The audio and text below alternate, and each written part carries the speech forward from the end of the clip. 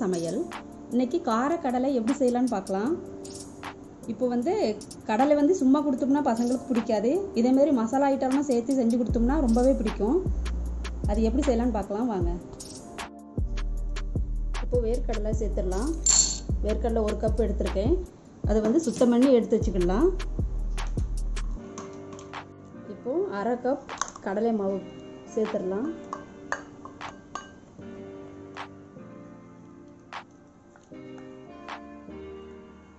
இப்போ 1/4 கப் அரிசி மாவு, 1/4 டீஸ்பூன் பெருங்காயத்தூள், 2 டேபிள் ஸ்பூன் வரமிளகாய் தூள்,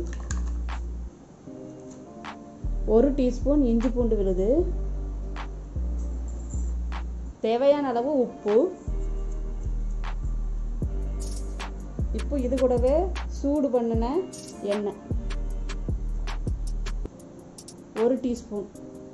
இப்போ இது எல்லாம் ஒன்றா கலந்து எடுத்துக்கலாம்.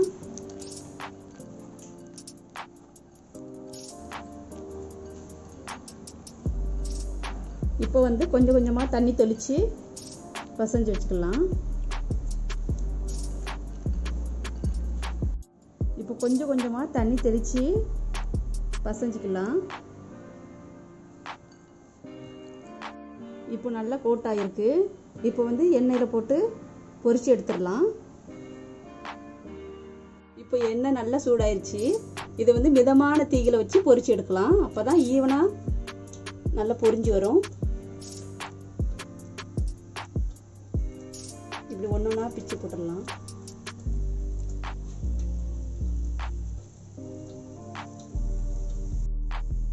இப்போ பபுள்ஸ்லாம் அடங்கிருச்சு.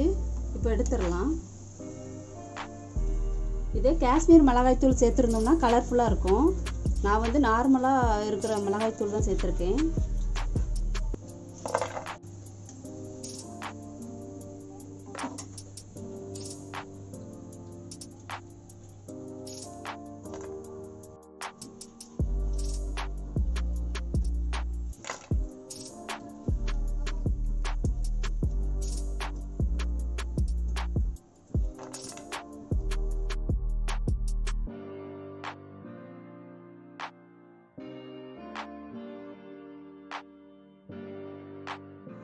இப்போ சுவையான காரக்கடலை ரெடி ஆயிடுச்சு.